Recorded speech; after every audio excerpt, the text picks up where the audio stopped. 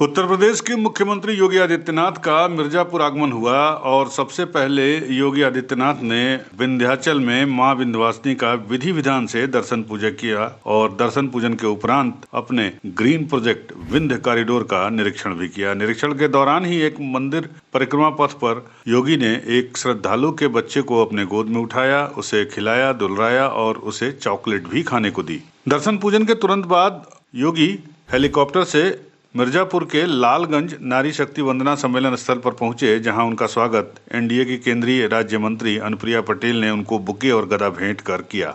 मुख्यमंत्री योगी ने 13 विभागों के 202 करोड़ की लागत की 606 परियोजनाओं का लोकार्पण और शिलान्यास किया, जिसमें शिक्षा, स्वास्थ्य, सड़क, पेयजल, गौशाला सहित तमाम योजनाएं शामिल हैं।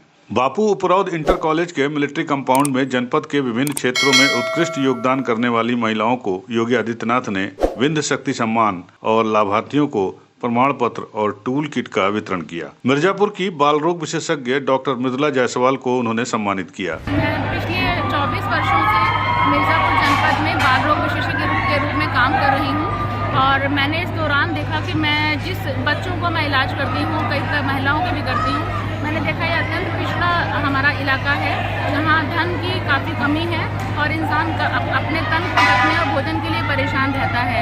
तो उस दौरान मैंने सबसे बड़ा काम, हमें लगता है कि हमने अपनी फ़ीस कभी नहीं बढ़ाई। आज भी जब से मैं आई हूँ तब से आज तक मेरी फ़ीस मात्र 200 रुपये है। गरीबों को हम लोग फ्री भी देखते हैं, दवाइयाँ भी देते हैं और आज मेरे द्वारा इतने सारे बच्चे बचे हैं जो अब कि आज 22-22, 23-23 साल के हो रहे हैं। तो कोई ज़माना था 800-900 ग्राम के भर्ती हुए थे, जिसमें मैं आई थी तो यहाँ पर उतनी अच्छी एसएनसीयू की सुविधाएं हैं। नवजात शिशुओं को देखने के लिए एनआईसीयू बनता है, वो नहीं था। पहला एनआईसीयू मेरा ही बना था और उसके द्वारा पाले गए बच्चे आज 22 वर्ष के मेरे बगल में जब खड़े होते हैं 6 फुट के, तो मुझे इतना आनंद महसूस होता है।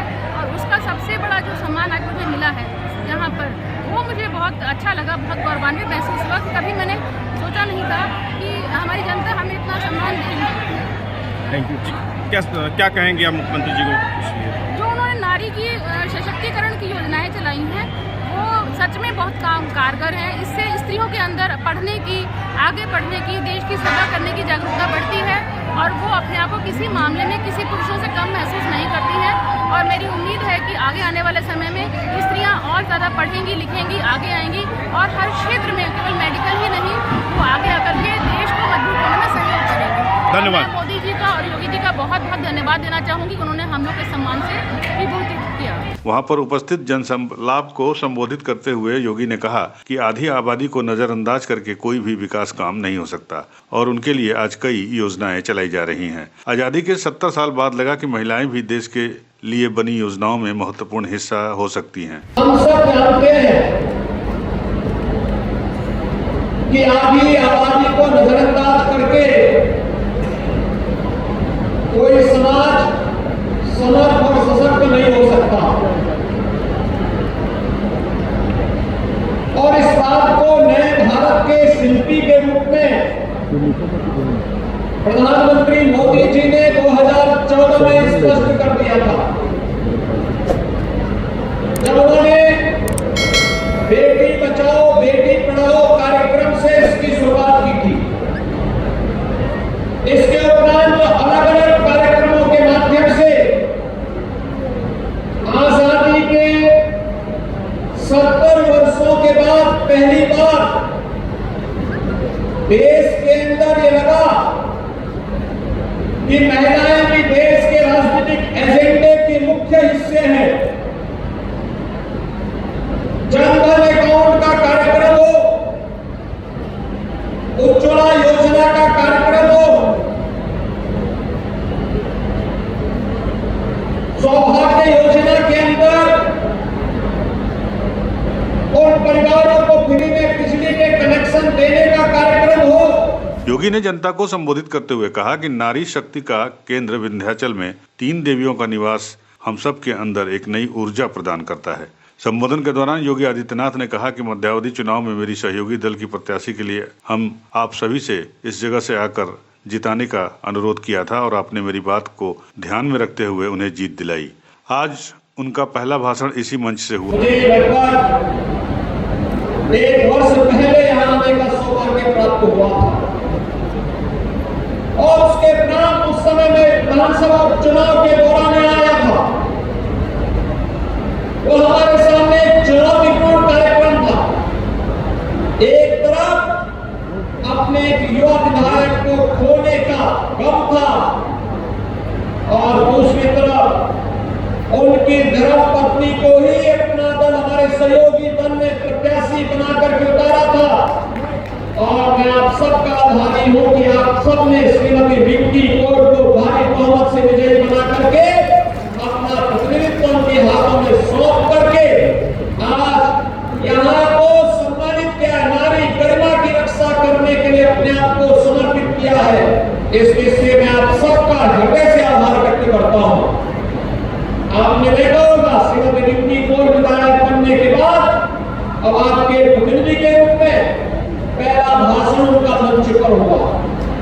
आज ये महिलाओं के बारे में, विकास के बारे में, यहाँ की समग्र विकास के कार्यक्रमों को आगे बढ़ाने के लिए निरंतर प्रयास कर रही है।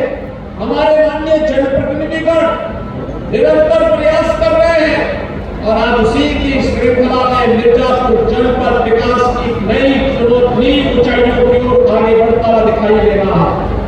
उन्होंने संबोधन करते हुए कहा कि कोरोना काल खंड में जब स्वार्थी लोग अपने घरों में दुबके हुए थे, तब हमारी डबल इंजन की सरकार खाने से लेकर टीकाकरण का अभियान चला रही थी, गरीबों को अनाज, सब्जी और स्वास्थ्य सेवाएं मुफ्त प्रदान कर रही थी।